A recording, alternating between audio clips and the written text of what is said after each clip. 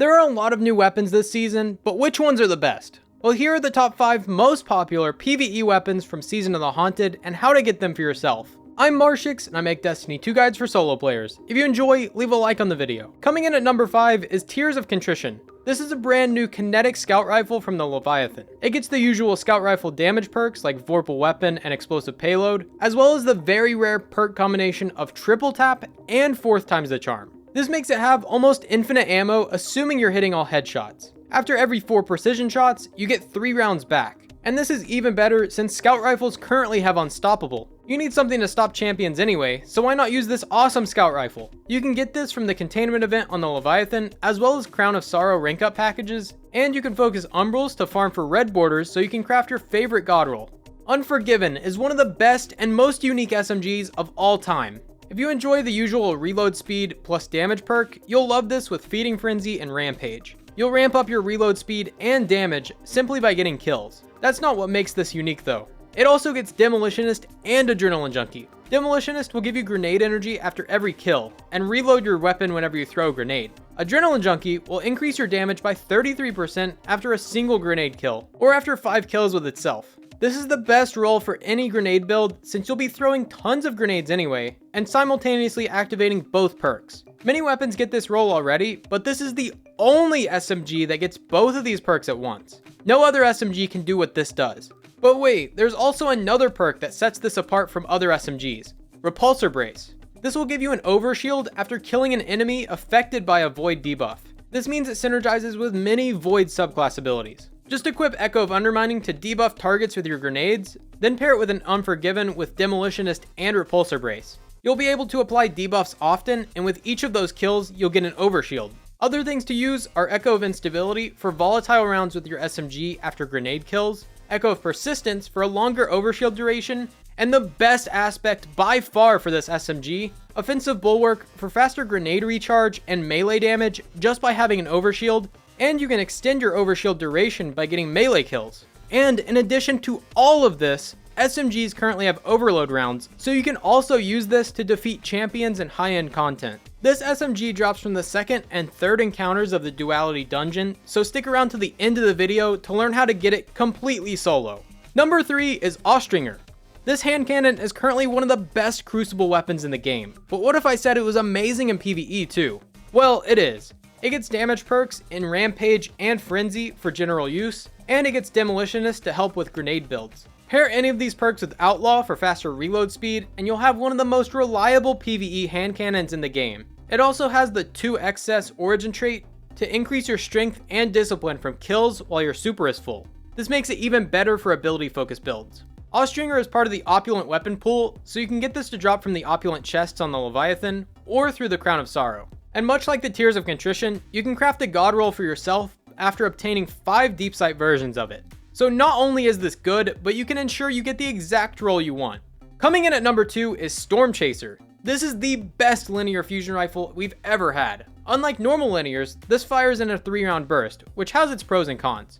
Since you have to factor in recoil, it's a bit harder to get all headshots. But on the plus hand side, if you manage to hit all crits, you'll deal much higher damage than any other linear in the game. And that's not even factoring in damage perks. It gets Vorpal Weapon for a flat 10% more damage against bosses, Frenzy for a 15% buff while in combat for 12 seconds, or Firing Line for a 20% buff just by standing near 2 teammates. All of these are really good on Storm Chaser. You can pair any of these perks with things like Clown Cartridge or Auto-Loading Holster, but the best perk for this slot is going to be Rapid Hit. Because it does shoot a 3-round burst, each time you fire, you get 3 stacks of Rapid Hit, which means it only takes 2 shots to get max reload speed and stability, which makes it really nice against bosses. For solo play, I would recommend Rapid Hit and Vorpal for a solid weapon all of the time, and if you plan to use this against raid bosses, go with Rapid Hit and Firing Line for the highest damage output of any linear fusion rifle. There's also a cool trick that allows you to fire Storm Chaser much faster. Most people shoot it, wait for the burst to get done, and then charge another shot. Well, you can start charging it right as the first shot of the burst goes off, so it will fire that much faster. It might not seem like much, but 1 or 2 extra shots during a damage phase can make a big difference. It really is the best heavy weapon ever. Just like the Unforgiven SMG, this drops from the 2nd and 3rd encounters of the Duality Dungeon. Before I go over number 1, I want to show off my favorite special weapon from this season, because I think it's really underrated. That weapon is the Stasis Fusion Rifle Riptide. Cartesian coordinate, but stasis. This is one of the few fusion rifles that can go in your kinetic slot, so you can pair this with elemental primaries like Funnel Web, Unforgiven, Sunshot, or anything else in that slot. But that's not it though. It gets some very powerful perk combinations that make it stand out from the others. First, it gets Chill Clip. This will slow and freeze targets hit by the first half of the magazine. This can have a variety of uses. In general, it's good for controlling enemies and cheesing champions, since only 2 shots with this rapid fire fusion will freeze a target, or if you build around it, you can create some insane stasis combos. Things like Ice Flare Bolts, Whisper of Bonds, Chains, Durance, pretty much anything that deals with slowing and freezing will work with this. You can also pair this with auto-loading holster to basically always have Chill Clip active. Shoot the first half of your magazine, swap to your primary weapon for a few seconds, then swap back with Chill Clip to activate it again.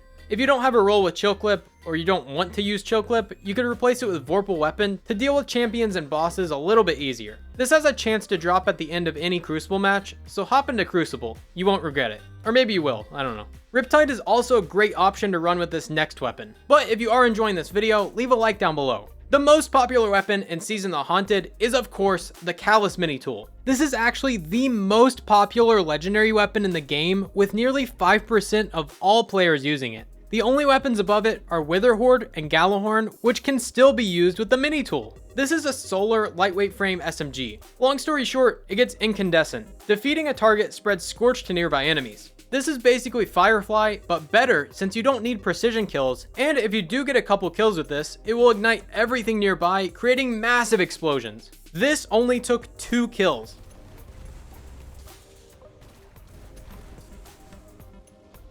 Also, Scorch is used for many aspects and fragments of the new solar subclasses, so this easily fits into many top tier builds. Heck, it's the centerpiece of most Scorch builds. This benefits from the following fragments. Ember of Infinite Wonder. Basically all of them. You can pair this with either Threat Detector for extra reload speed near enemies, or Unrelenting to heal you. Although this is a solar weapon, so you can inherently have infinite restoration with Ember of Empyrean and Classy Restoration. Solar Fulmination is another mod you can use to enhance your ignitions and blow up everything in your path. And don't forget, this is an opulent weapon, so it gains access to the 2XS Origin trait, which increases your strength and discipline by 20 points after kills while your super is full. This is the best primary weapon for solar builds, so definitely get your hands on one. It drops from the opulent chests on the Leviathan, and you can also get it from the Crown of Sorrow. And just like Austringer, you can craft this after unlocking 5 Deep Sight versions to ensure you get a God roll. To easily farm for Callus Mini Tool, Austringer, and Tears of Contrition, watch the video on the left. To unlock Storm Chaser and Unforgiven completely solo, check out the video on the right. Thanks for watching, I'm Marshix, and I'll see you next time.